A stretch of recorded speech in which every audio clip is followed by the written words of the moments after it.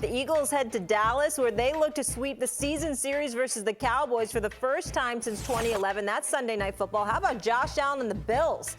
They head to Arrowhead to take on Patrick Mahomes and the Chiefs, a battle of quarterbacks with the most passing touchdowns over the last 4 seasons. We'll air that out. And then while in the NFC West, the Seahawks travel to San Francisco. Brock Purdy looks to continue his undefeated streak versus NFC West opponents, having won his first 5. So here's the deal, ladies and gentlemen. With only 5 weeks left in the season, ESPN Bet currently has Brock Purdy, Mr. Irrelevant, as the MVP favorite. Just behind him, Dak Prescott, Jalen Hurts, who square off this Sunday, former MVP winners Patrick Mahomes and Lamar Jackson rounding out the top 5. Should Purdy be the MVP frontrunner? It's hard to argue with that after what we've seen over the last 3 weeks from San Francisco. So I'm not going to dispute that. What I will say, however, is that I don't see how Tyreek Hill is not on this list. Tyreek Hill has been sensational. He's on pace to catch over 2,000 yards receiving and 17 touchdowns. This is a guy right now this season on deep targets this season. 20-plus air yards, that's what qualifies as deep passes. He's caught 17 of 26 targets. That's 65% of those deep targets. 8 touchdowns. 41 yards per reception. The Dolphins are winning. They're in first place in the AFC East. They're the #1 seed in the AFC right now.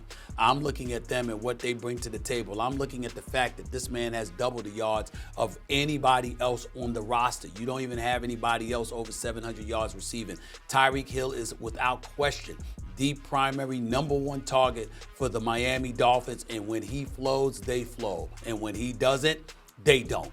I don't understand how he can't be in this conversation. But if you want to ask me specifically about Purdy, which you did, based on the way San Francisco has looked over the last 3 weeks, I can't knock it. All I'm going to say is that there's still some degree of residue of how he looked when there was no Deebo Samuels and there was no Trent Williams. I understand that those are 2 big factors, but to struggle as much as he did when trailing or tied, as opposed to when he had the lead and a cushion, is something that I think should factor into judging MVP status against other quarterbacks. I love that, Stephen A., because we gotta. So Brock Purdy being the front runner is because we've seen San Francisco be dominant, and he's played well.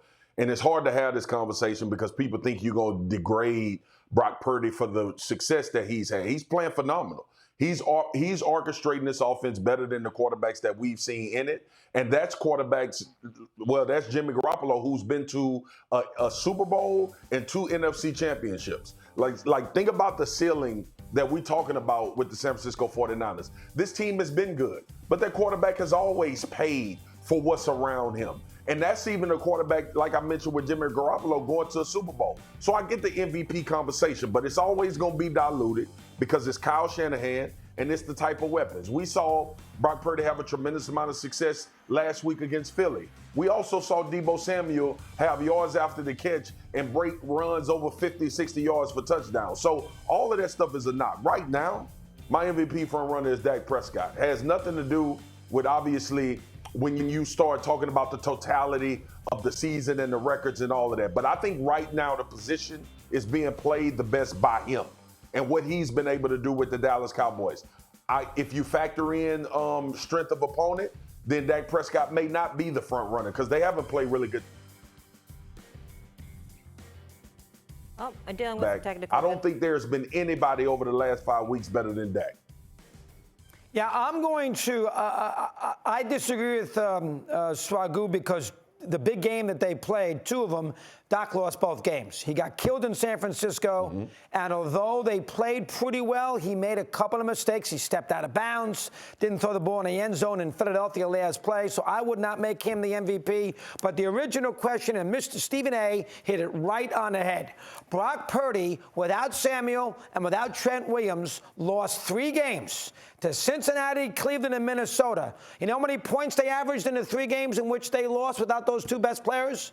17 points. Isn't the definition of an MVP is if you can make your team rise above the issues that accompany you in the course of a season, a la injuries? The answer is yes. So in the 3 games in which he didn't have his left tackle and Samuel, he was in a situation where they scored 17 points and lost all 3 games. I cannot make him the MVP, and I can't make Dak the MVP because they got murdered in San Francisco and he lost in Philadelphia. I hate to say it, Stephen A., I'm not going to go with Hill, but I understand his point. I'm with him there 1,000%. They're 9-3. The guy's going to have 2,000 yards. He should be in the MVP conversation. I'm going to say this, too. How about McCaffrey?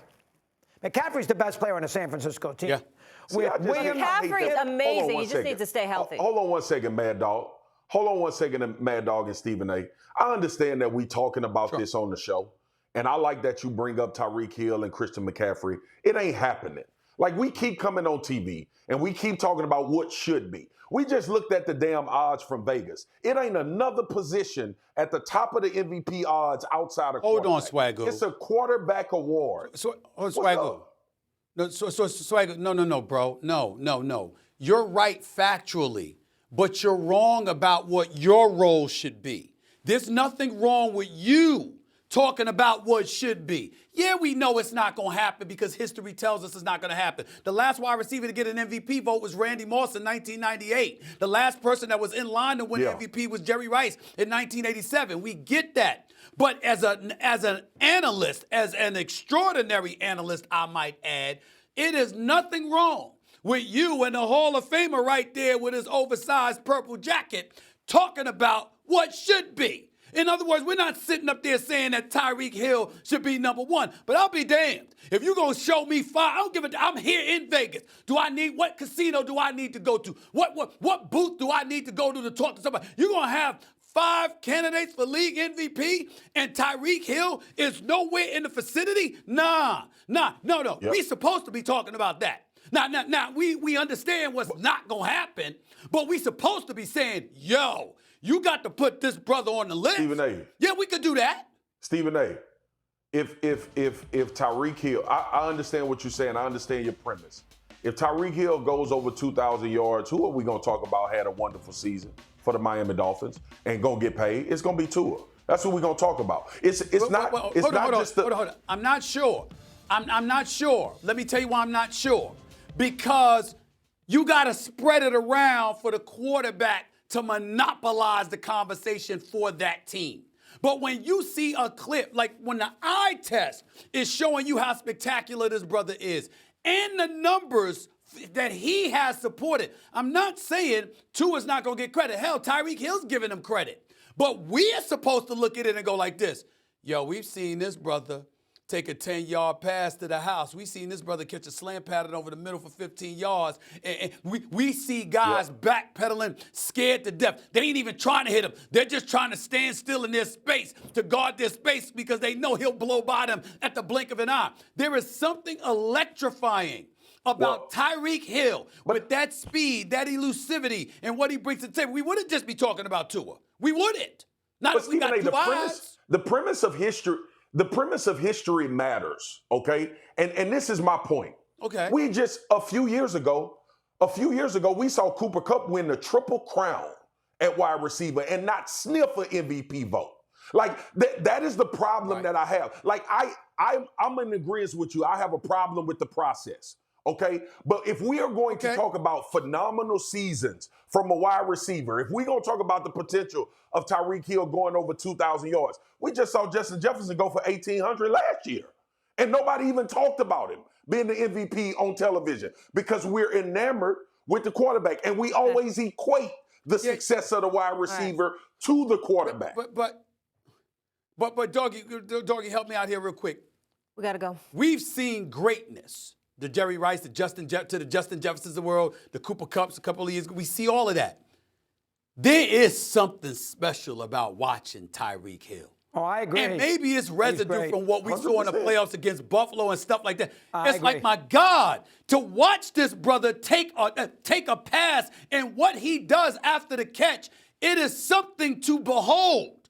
I get mad at That's what Tyreek for constantly giving the credit to Tua. It's like, yo, my brother, do you see you?